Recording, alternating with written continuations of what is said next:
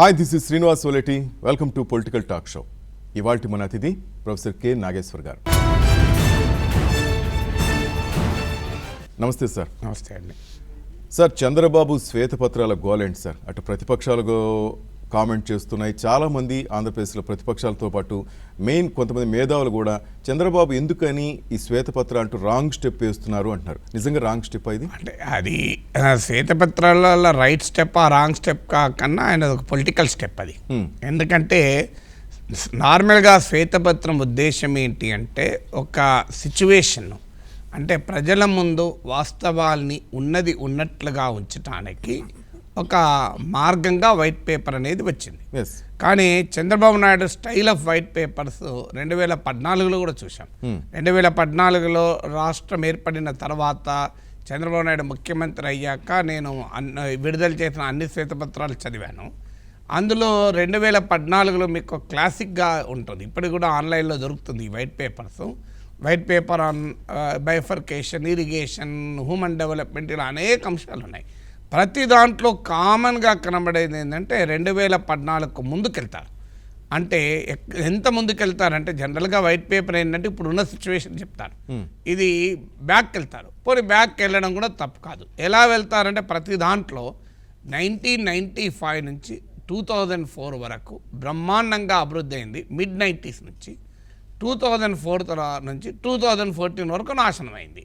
2014 తర్వాత ఇప్పుడు మేము ఈ రకంగా చేస్తామని చెప్తారు ప్రతి వైట్ పేపర్లో. అంటే అర్థం ఏంటి, మిడ్-90s నుంచి మొదలుకొని 2004 వరకు చంద్రబాబు నాయుడు పాలన, ఆ తర్వాత 10 ఏళ్ల కాంగ్రెస్ పాలన, ఆ తర్వాత ఇప్పుడు బైఫర్కేషన్.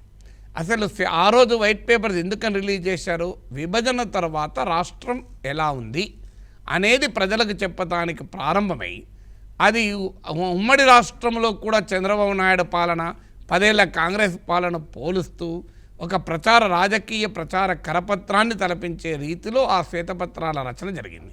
బహుశా ఇప్పుడు అంత వెనక్కు పోరు, ఎందుకంటే ఇప్పుడు కాంగ్రెస్ పార్టీతో పొత్తుంటోంది కనుక. మళ్ళీ 95 నుంచి 2004 వరకు ఆంధ్రప్రదేశ్లో సువర్ణయుగం, ఆ తర్వాత అవినీతి, అరాచకత్వం, అభివృద్ధి లేకపోవడం అనేది జరిగింది అని ఆ వైట్ పేపర్లో 2014 నాటి వైట్ పేపర్లో చెప్పిన అంశాలు ఇప్పటి వైట్ పేపర్లు ఉండవు. అందువల్ల ఎందుకంటే మారిన రాజకీయాల రీత్యా ఉండవు. ఇప్పుడు ఈ 4.5 ఏళ్ళలో తన ప్రభుత్వం ఏం చేసింది అని మాత్రమే చెప్పుకునేటువంటి వ్యవహారంగా ఉంది.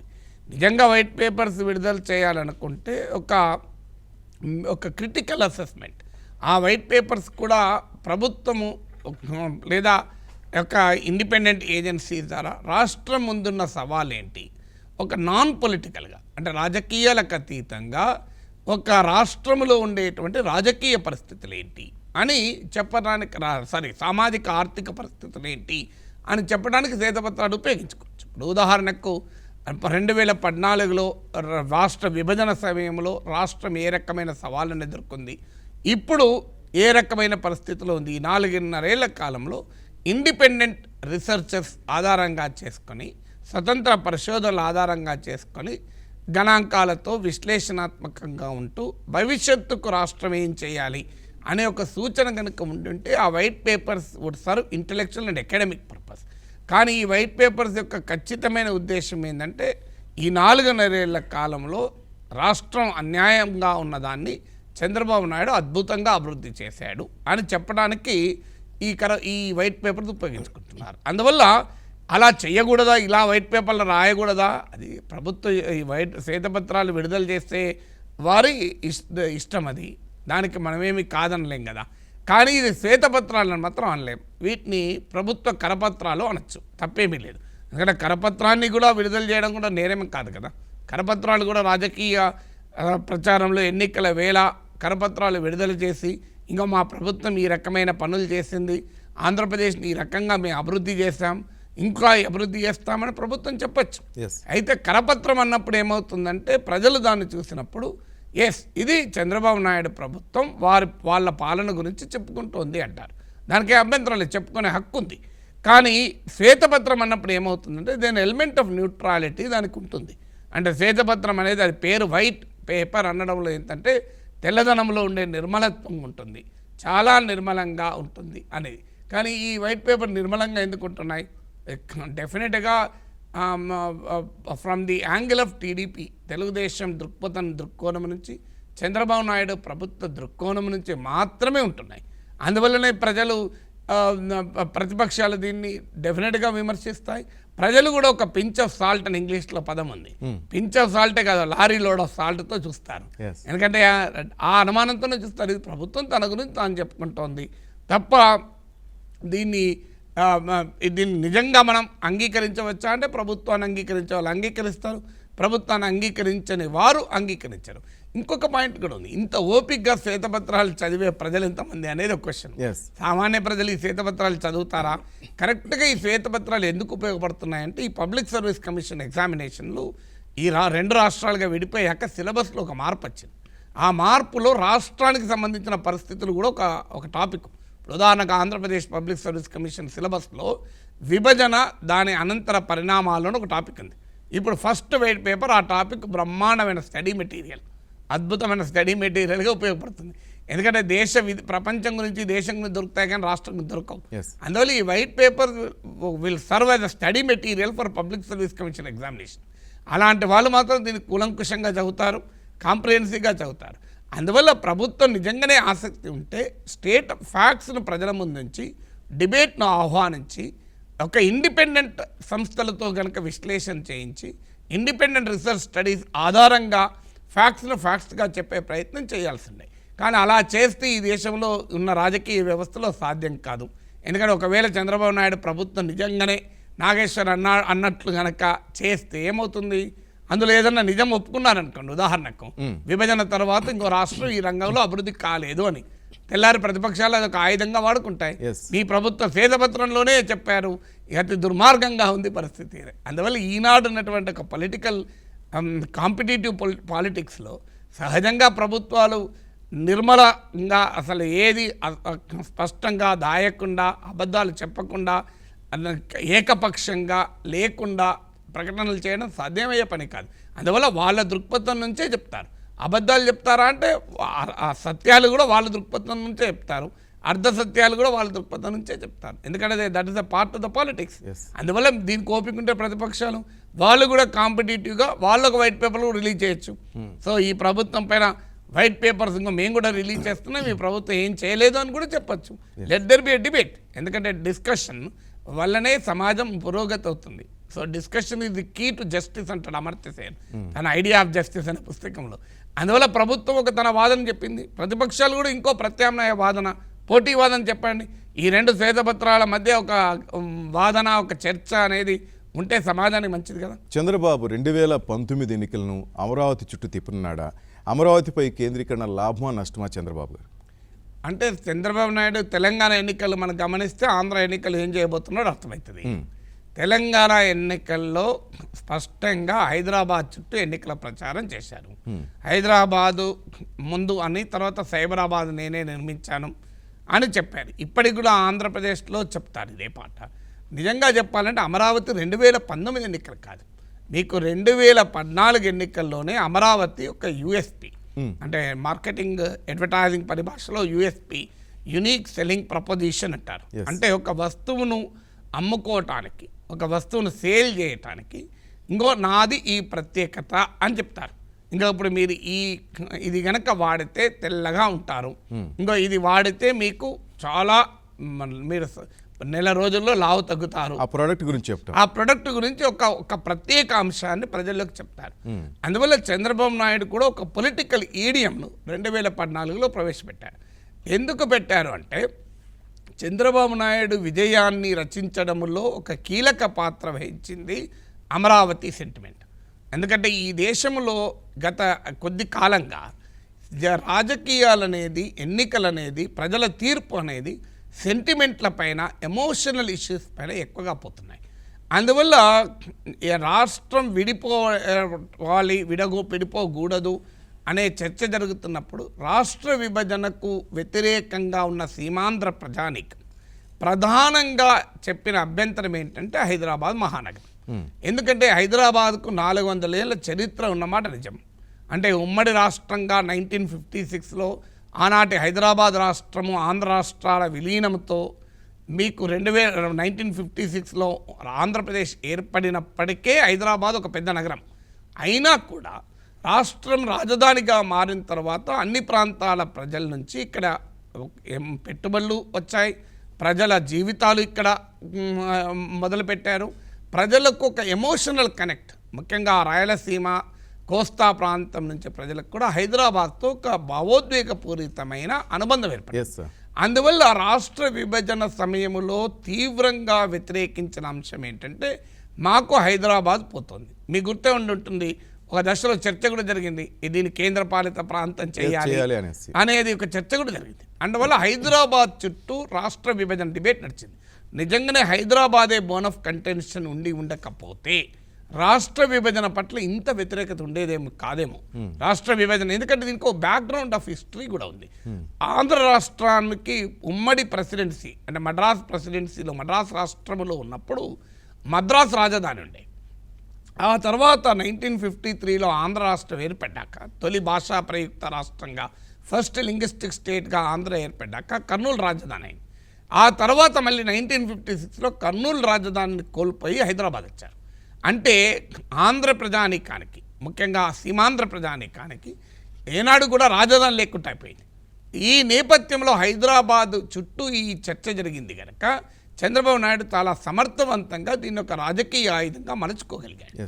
అంటే ఈ చరిత్ర నేపథ్యం గుర్తుంది కనుక, అంటే చెన్నై నుంచి వెళ్ళి రావడము, కర్నూలు నుంచి మళ్ళీ హైదరాబాద్ రావడము, హైదరాబాద్ అభివృద్ధిలో సీమాంధ్ర ప్రజల పాత్ర, ఇవన్నీ దృష్టిలో పెట్టుకొని హైదరాబాద్ పోవడం అనేది ప్రజల అత్యంత ప్రాధాన్యత కలిగిన భావోద్వేగ అంశం, the most important and significant emotional ఇష్యూగా ఉంది కనుక దాని చుట్టూ తన పొలిటికల్ క్యాంపెయిన్ నడిపారు.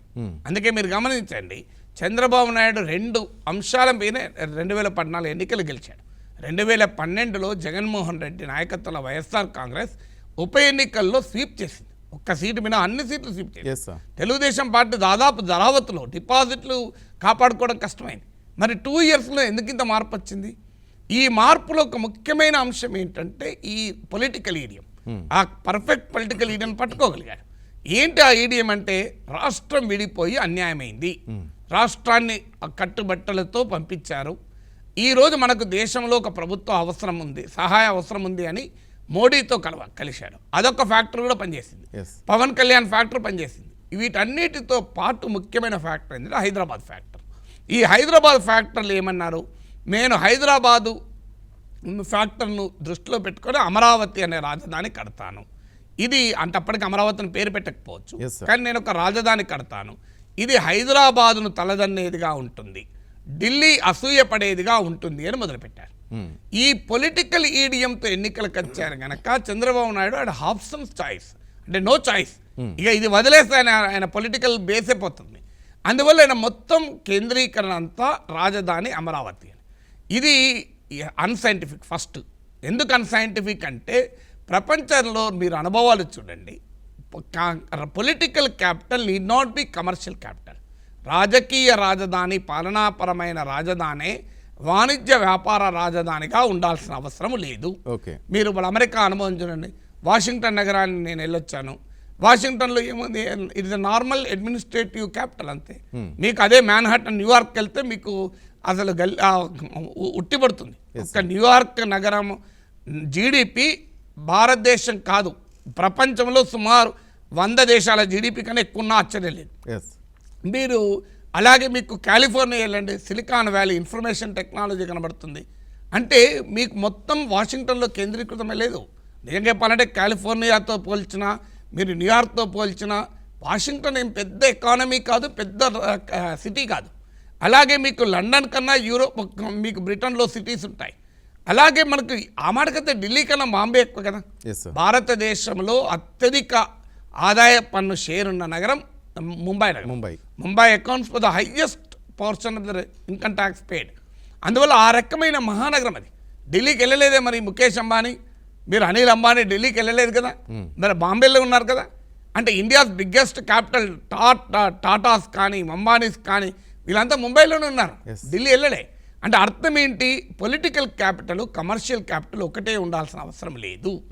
ఇది ఫస్ట్ ప్రిన్సిపల్. కానీ ఈ ప్రిన్సిపల్ను అమరావతి కేంద్రీకరణ పేరిట చంద్రబాబు నాయుడు పక్కకు పెట్టాడు. ఎస్ దీన్ని ఇంకొక మాట కూడా అంటారు. శివరామకృష్ణన్ కమిటీ అంటే రాజధాని పైన కేంద్ర ప్రభుత్వ వేసిన కమిటీ దీని ఒక మాట కూడా చెప్తుంది. ఇట్లా ఒక్క మహానగరంలోనే మీరు ఆ వనరులను ప్రజల్ని కేంద్రీకృతం చేయడం వల్ల పర్యావరణం పైన ఇన్ఫ్రాస్ట్రక్చర్ పైన పెద్ద ఎత్తున ఒత్తిడి కలుగుతుంది అని. ఎస్ ఇక మూడవ సమస్య కూడా ఏంటంటే మనకు హైదరాబాద్ అనుభవం ఆల్రెడీ ఉంది. ఇప్పుడు మీరు ఉమ్మడి ఆంధ్రప్రదేశ్ చరిత్ర తీసుకుంటే అత్యధిక కాలం ముఖ్యమంత్రులు ఎక్కడి నుంచి ఉన్నారు?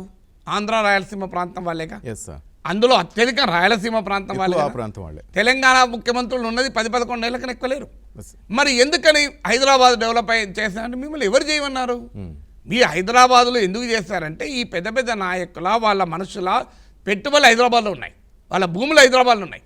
నిజంగా హైదరాబాద్ మీద ప్రజలపైన ప్రేమ ఉంటే మీకు రాజమండ్రి ప్రజలపైన ఎందుకు ప్రేమ లేదు? వాళ్ళ స్వలాభం కోసం మీరు మీ లాభం కొరకు పెట్టుకున్నారు. Yes. మీకు రాజమండ్రి ప్రజలపైన, గుంటూరు ప్రజలపైన, విజయవాడ ప్రజలపైన, విశాఖ ప్రజలపైన, తిరుపతి ప్రజలపైన, కర్నూలు ప్రజలపైన మీకు ఎందుకు ప్రేమ లేదు?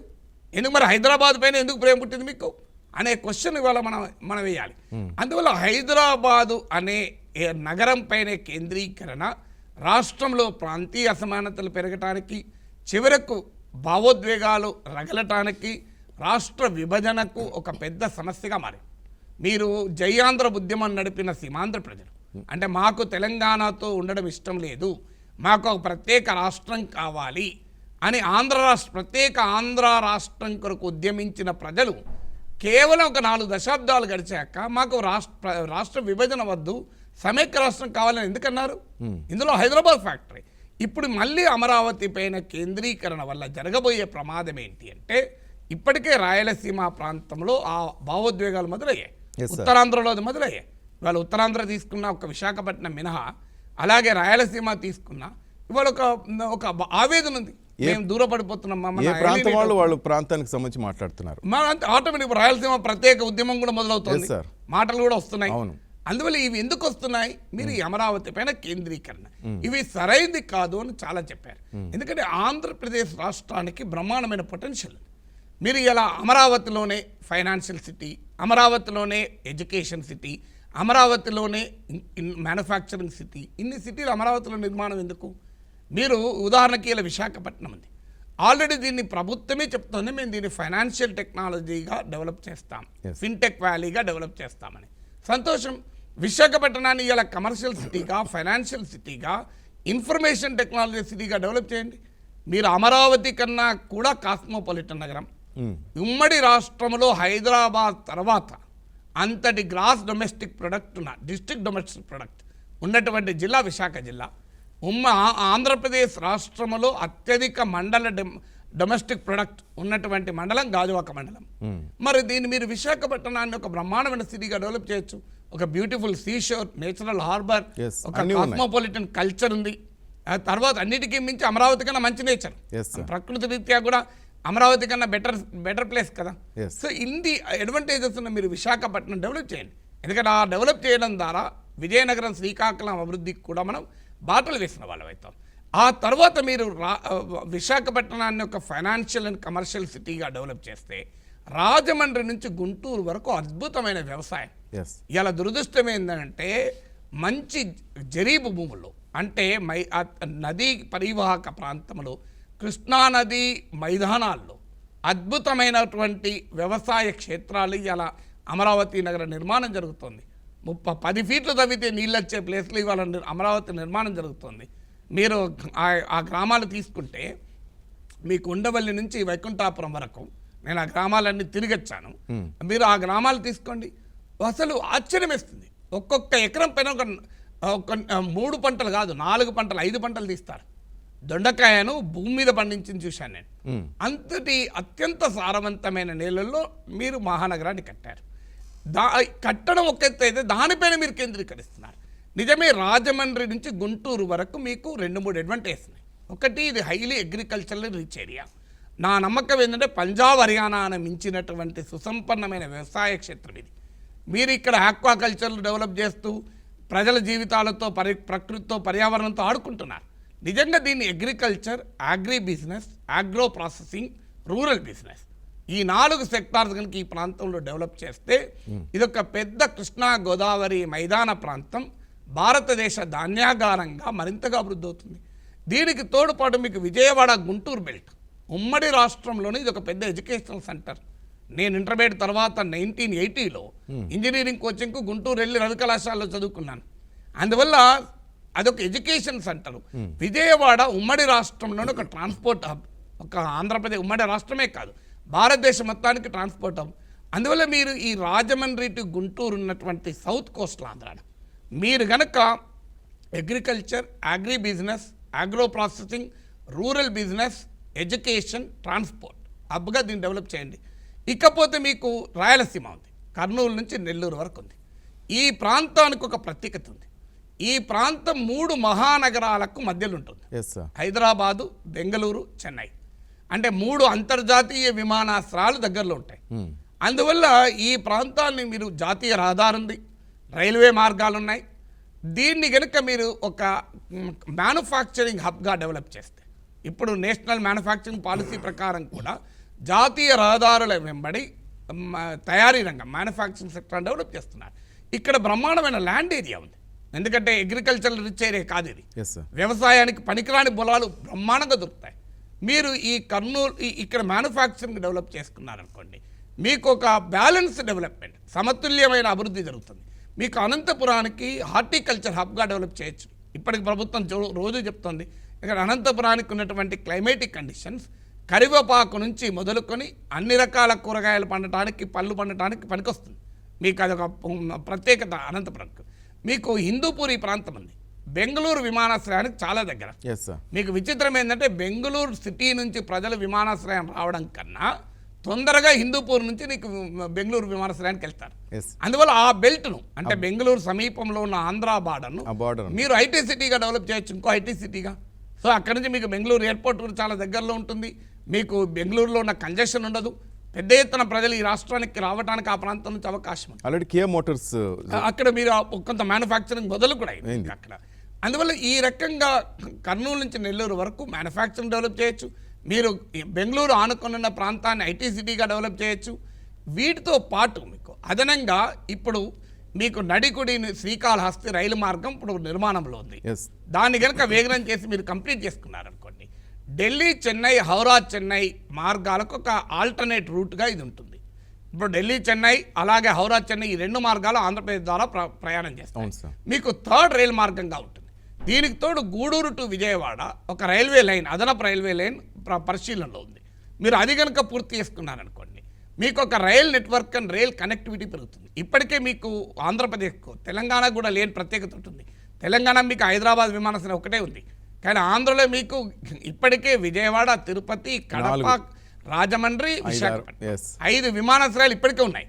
ఇప్పటికి ఆపరేటింగ్ విమానాశ్రయాలు 5. నేను ఈ 5 విమానాశ్రయాల్లో దిగిన వానిగా చెప్తున్నాను. సో ఇలా అడ్వాంటేజ్. దీనికి తోడు 974 కిలోమీటర్ లాంగ్ కోస్ట్ లైన్ ఉంది. ఇది భారతదేశంలోనే one of the longest Coast line. మీకు ఎన్ని పోర్ట్లు ఉన్నాయో చూడండి.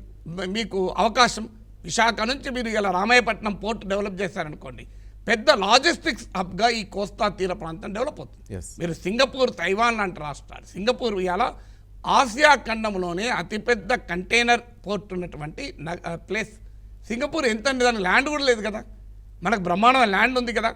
అందువల్ల మీరు ఈ తీర ప్రాంతాన్ని మీరు ఒక లాజిస్టిక్స్ హబ్గా డెవలప్ చేస్తే ఆగ్నేయ ఆసియాకి ఇది ముఖద్వారంగా ఆంధ్రప్రదేశ్ ఉంటుంది. It can be a gateway to south east Asia. దీనికి తోడు ఇలా సింగపూర్ నుంచి ఇంకోటి నేర్చుకోవాలి. వీళ్ళు రోజు సింగపూర్ చెప్తారు కదా, సింగపూర్లో అతిపెద్ద petroleum and refinery and petrochemical complex ఉంది. ఇప్పుడు ఆంధ్ర తీరాన కృష్ణా గోదావరి బేసిన్లో అతిపెద్ద గ్యాస్ నిక్షేపాలు ఉన్నాయి. అందువల్ల దీన్ని ఒక పెట్రోలియం సెక్టార్లో కూడా బ్రహ్మాండంగా డెవలప్ చేయొచ్చు. ఇప్పుడు కేంద్ర ప్రభుత్వం విభజన చట్టాలు హామీ అమలు కాని అంశాల్లో అది కూడా ఒకటి, పెట్రోలియం క్రాకర్ యూనిట్. సో ఈ రకమైనటువంటి ఒక బ్యాలెన్స్ డెవలప్మెంట్ ఇప్పుడు మీకు నేను ఈ కొద్దిసేపట్లో దక్షిణ కోస్తా నుంచి మొదలుకొని మీకు కర్నూలు వరకు చెప్పాను. దీనికి తోడు ఇవన్నీ నేను ఒక బ్రాడ్గా చెప్పాను. స్థానికంగా కూడా కొన్ని ప్రత్యేకతలు ఉంటాయి. ఇప్పుడు మీరు శ్రీకాకుళం పలాస ఉంది, పలాసలో క్యాష్యూ ఉంది. క్యాష్యూ ఆడ పండుతుంది, ప్రాసెసింగ్ అక్కడ జరగదు. నర్సీపట్నం ఏరియాలో కాఫీ పండుతుంది, కాఫీ ప్రాసెసింగ్ ఉండదు. మీరు అక్కడ కనుక ప్రాసెసింగ్ యూనిట్లు డెవలప్ చేస్తే వాళ్ళకి అక్కడ లోకల్ ఎంప్లాయ్మెంట్ జనరేట్ అవుతుంది, బెటర్ రేట్ కూడా వస్తుంది. మీరు ఇలా పలాస వెళ్ళి చూడండి, క్యాషియర్ బ్యాగులలో పడేసి ఉంటాయి. Yes. మీరు వీటిని వాడుకోవడానికి అవకాశం ఉంది కదా. కానీ ఆ రకంగా మనం డెవలప్ చేయకపోవడం వల్ల ఇలా బాధేస్తుంది. నేను కదిరికి వెళ్ళాను అనంతపురం, వేరుశనగ మిల్లున్న చోటు ఇలా ఫంక్షనల్ అయిపోయింది. అంటే వేరుశనగ మిల్లులు మూతపడ్డాయి. అనంతపురంలో వేరుశనగ మిల్లులు మూతపడ్డాయి. Yes. మనం ఇవాళ ఈనాటికి కూడా వంట నూనెల్లో స్వయం సమృద్ధి కాలే, ఎడిబుల్ ఆయిల్లో మనం స్వయం సమృద్ధి కాలే. మలేషియా నుంచి పామాయిల్ దిగుమతి చేసుకుంటాం. మన ఆయిల్స్ ఒకవైపు ఏమో వంట నూనెలలో మనకు దిగుమతులపైన ఆధారపడుతున్నాం, మరోవైపు ఏమో అనంతపురంలో ఉన్న ఆయిల్ మిల్లులు మూతపడుతున్నాయి. Yes. ఎందుకు ఇది? ఇదేమైనా అర్థం ఉందా? విలువైనటువంటి ఫారెన్ ఎక్స్చేంజ్ ఎందుకు తగిలేస్తున్నాం? అందువల్ల మనం ఒక బ్యాలెన్స్ డెవలప్మెంట్ కనుక ఆంధ్రప్రదేశ్ కొరకు చేస్తే ఖచ్చితంగా రాష్ట్రం ఉపయోగపడుతుంది. అది కాకుండా మీరు అమరావతి పైనే కేంద్రీకరిస్తే పొలిటికల్గా లాభమా నష్టమా చంద్రబాబుకి I'm not so interested. Okay. అది కోస్తా దక్షిణ కోస్తాలో లాభం ఉండొచ్చు, రాయలసీమ ఉత్తరాంధ్రలో నష్టం కూడా జరుగుతుంది. Yes. ఎందుకంటే ఇప్పటికే రాయలసీమలో వ్యతిరేకత మొదలైంది. అది వైఎస్ఆర్ కాంగ్రెస్కు లాభసాటిగా కూడా మారుతుంది. ఎందుకంటే రాయలసీమకు ఉన్న సోషల్ కాంపోజిషన్ రీత్యా కూడా అదొక అడ్వాంటేజ్గా ప్రతిపక్షానికి ఉండే అవకాశం ఉంటుంది. అందువల్ల రాష్ట్ర ప్రయోజనాల రీత్యా చూసినా, చివరకు రాజకీయ ప్రయోజనాల రీత్యా చూసినా అమరావతిపై కేంద్రీకరించకుండా ఒక వికేంద్రీకృతమైన అభివృద్ధిని సాధించండి. విచిత్రం ఏంటంటే రాయలసీమ ప్రాంతంలోమో ప్రజలు అంతా అమరావతి పైన పెడుతున్నారంటారు. మీరు అమరావతికి వెళ్ళి చూడండి, మీకు ఒక 2-3 టెంపరీ బిల్డింగులు తప్ప ఏమీ కనబడదు. Yes, sir. అంటే మరి ఏం జరుగుతున్నట్లు? సచివాలయం. మీరు ఒకటి గుర్తుంచుకోవాలి ఏంటంటే, ఒక నగరాన్ని నిర్మించవచ్చు కానీ ఒక ఎకానమీని నిర్మించలేము. ఒక city is not a chocolate factory. రాత్రి దాన్ని తీసుకొచ్చి మిషన్లు అమర్తే తెల్లారి పొద్దున చాక్లెట్ ఉత్పత్తి అవుతుంది. ఇది కాదు. అది ఆ సిటీ అనేది హైదరాబాద్ ఎకానమీ ఒక్క రోజులో డెవలప్ కాలేదు. కొన్ని దీనికి ఒక సంవత్సరాలు. చరిత్ర ఉంది. Yes, sir. సో అందువల్ల మీరు అమరావతి నగరాన్ని ట్రాన్స్ప్లాంట్ చేయలేరు. You cannot transplant major cities. అందువల్ల ఇప్పటికైనా డెవలప్మెంట్ మోడల్ను చంద్రబాబు నాయుడు ప్రభుత్వం రీవిజిట్ చేసుకోవడం అనేది రాష్ట్రానికి మంచిది, రాజకీయంగా కూడా తెలుగుదేశానికి మంచిది. Thank you very much, sir. ఇది వాళ్ళ political talk show. Keep watching 99 TV.